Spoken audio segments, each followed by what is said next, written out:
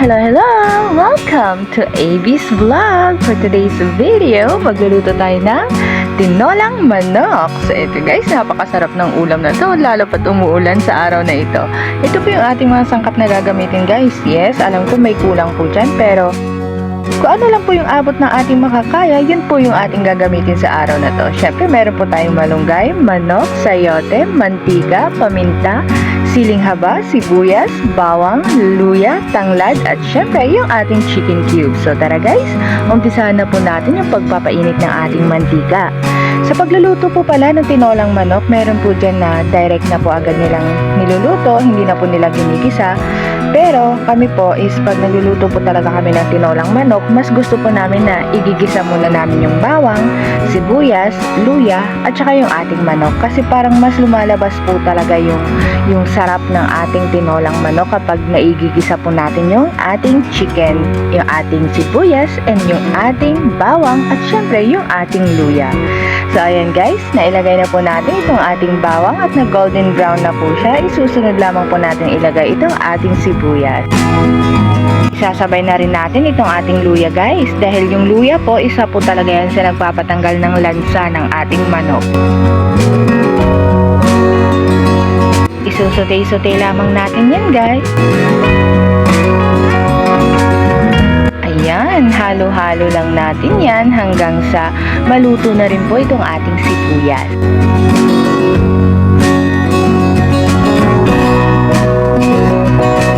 At syempre po, kapag okay na po itong ating ginigisang bawang, sibuyas, at saka luya, pwede na po natin isunod ilagay dyan yung ating manok. Piprituhin lamang natin yan ng very light lang po. Ayan. Kalahating kilo lamang po ng manok yung ating gagamitin dyan guys. Hahalo-haluin lang din natin yan saglit. Tapos tatakpan natin, aantayin natin hanggang sa lumabas yung katas ng ating manok.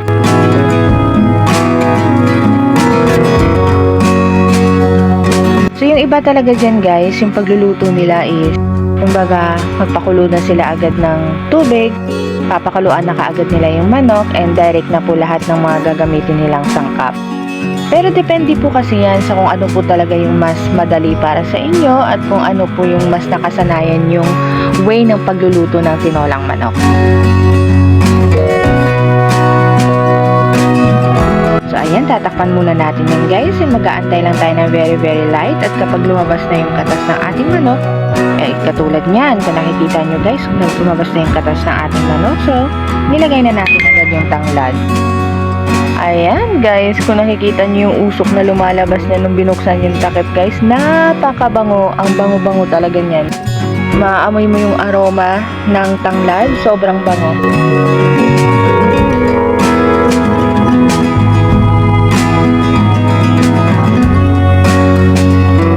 Kung nakikita nyo guys, nag-golden brown na rin yung ibang part ng ating chicken. So napakasarap talaga dyan.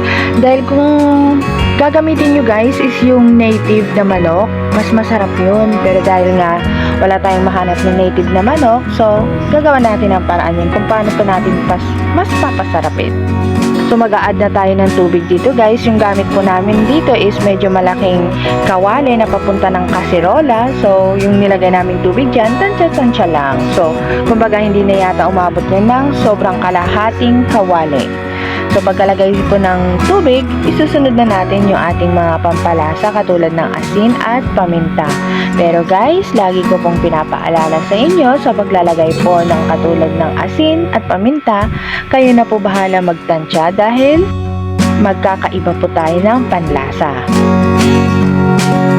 Tatakpan lamang natin yan guys hanggang sa kumulo. Katulad nito, kumukulo na siya, medyo kumukulo pa lang. Kapag kumulo na talaga, so ayan guys, syempre ilalagay na natin itong ating sayote. Yung sayote pala guys is napakadali lamang lumambot niyan, kaya hindi po magtatagal yung ating pagpapakulo dyan.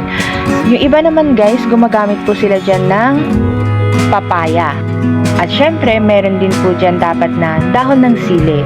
So dahil nga po late na po kami namili, wala po kaming naabutang dahon ng sili. Kaya kung ano lang po talaga yung aming naabutan na pwedeng ilagay sa ating tinolang manok is yun na lamang po yung ating gagamitin.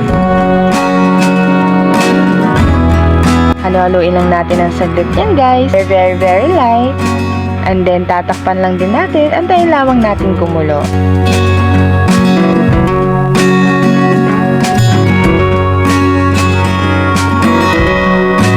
So ayan guys, pwede na rin natin ilagay dyan yung ating iba pang mga gulay katulad nitong ating malunggay.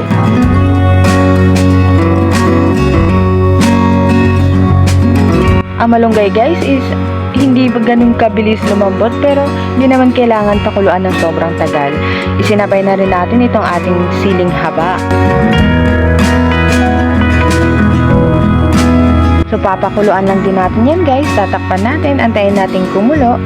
And then pwede pa tayo magdagdag kung meron pa po kayong ibang mga sangkap na gustong idagdag dyan, gulay na gustong idagdag dyan, pwede nyo pong ilagay. So habang inaantay natin na tuluyan maluto itong ating tinolang manok, kami po pala ulit ay nagpapasalamat po sa lahat ng sumusuporta sa aming channel. Maraming salamat po guys sa inyong lahat, at kung nagustuhan nyo po yung aming video, you are free to like, comment, and subscribe sa aming mumunting channel. Don't forget to hit the notification bell nang sa ganun po is ma-notify po kayo sa aming bagong video. Thank you guys!